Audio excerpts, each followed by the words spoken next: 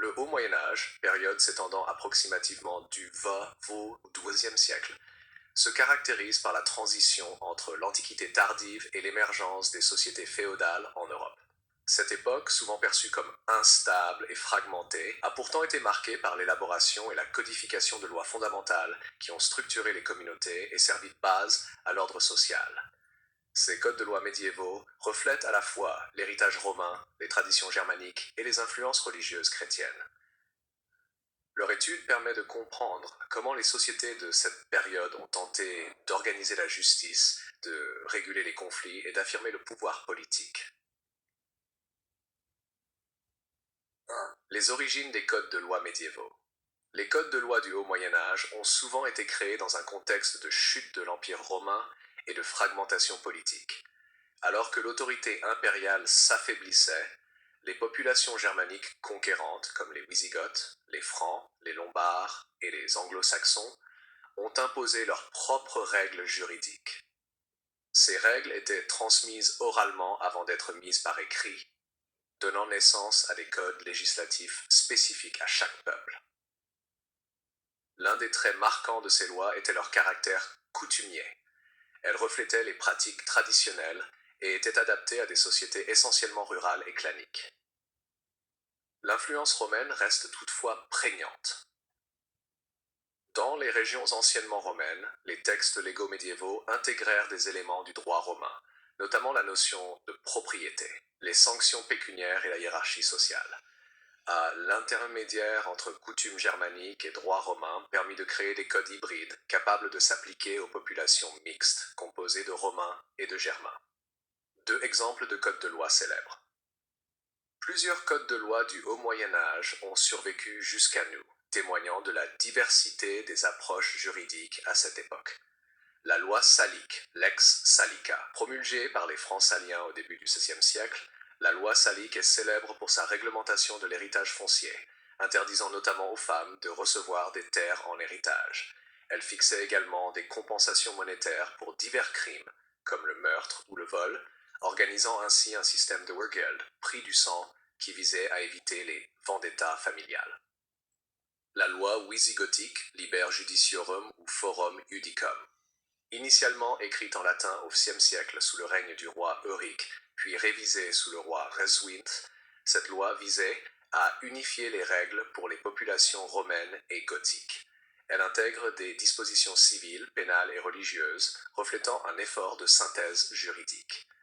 Le Liber Judiciorum est remarquable par son approche détaillée de la propriété, du mariage et de la protection des veuves et des orphelins. La loi lombarde. Promulguée en Italie par les rois lombards, cette loi combinait des coutumes germaniques avec des influences romaines et chrétiennes. Elle détaillait les crimes, les peines et les obligations envers l'Église, traduisant une volonté de réguler non seulement les relations sociales, mais aussi les rapports avec l'autorité religieuse. Les lois anglo-saxonnes. En Angleterre, les rois anglo-saxons comme Ethelbert de Kent, début du VIIe siècle, promulguèrent des codes écrits en vieil anglais. Ces textes, comme le code d'Ethelbert, sont les premières lois en langue vernaculaire en Europe occidentale. Elles combinent sanctions monétaires, hiérarchisation sociale et protection des biens et des individus, notamment des femmes et des enfants. Les caractéristiques des codes de loi médiévaux. Les codes de loi du Haut Moyen Âge présentent plusieurs traits communs qui témoignent de la structure des sociétés et de la pensée juridique de l'époque. Justice compensatoire. La majorité des lois médiévales visaient à réparer le tort causé plutôt qu'à punir de manière coercitive. Le Wehrgeld, ou les compensations monétaires, servait à maintenir la paix au sein des communautés, réduisant le risque de vendetta. Cette approche reflète un équilibre entre justice et prévention de la violence. Hiérarchie sociale et distinction de statut. Les lois faisaient souvent la distinction entre les nobles, les hommes libres, les serfs et les esclaves. Les sanctions et compensations variaient selon le statut social de la victime et de l'agresseur. Cette codification renforçait l'ordre social et légitimait les privilèges de certaines classes. Influence chrétienne. Avec la christianisation progressive des royaumes germaniques, l'Église devint un acteur central dans la législation. Les codes intégraient des interdits religieux, des règles sur le mariage et la famille et une peine pour les offenses contre l'Église. Par exemple, l'interdiction de certaines pratiques coutumières comme le meurtre rituel ou les sacrifices païens fut codifiée. Formes écrites et langues. La codification permettait de standardiser les règles et de faciliter leur application par les autorités. Le passage du latin au vernaculaire, comme en Angleterre ou dans certains royaumes francs, a rendu la loi plus accessible aux populations locales. 4. Fonctions sociales et politiques des codes de loi. Les codes de loi médiévaux ne se limitaient pas à régler les différends.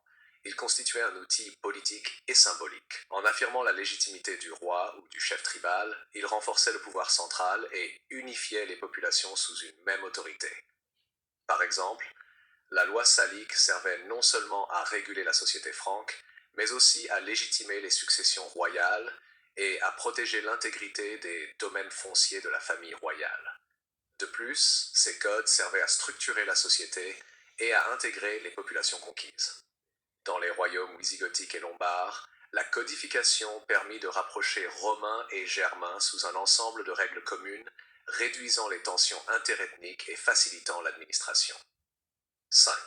Transmission et héritage des codes de loi. La transmission des codes de loi se faisait à travers des copies manuscrites, souvent conservées dans les monastères. Ces institutions jouaient un rôle crucial dans la préservation et la diffusion du savoir juridique, et les moines participaient à la formation des juristes et des administrateurs. L'héritage de ces codes est considérable. Ils influencèrent le développement du droit médiéval ultérieur, notamment le droit coutumier féodal et le droit canonique. Par ailleurs, les notions de compensation, de hiérarchie sociale et de régulation communautaire se retrouvent dans les systèmes juridiques modernes, témoignant de la continuité entre le Haut Moyen Âge et les structures juridiques contemporaines.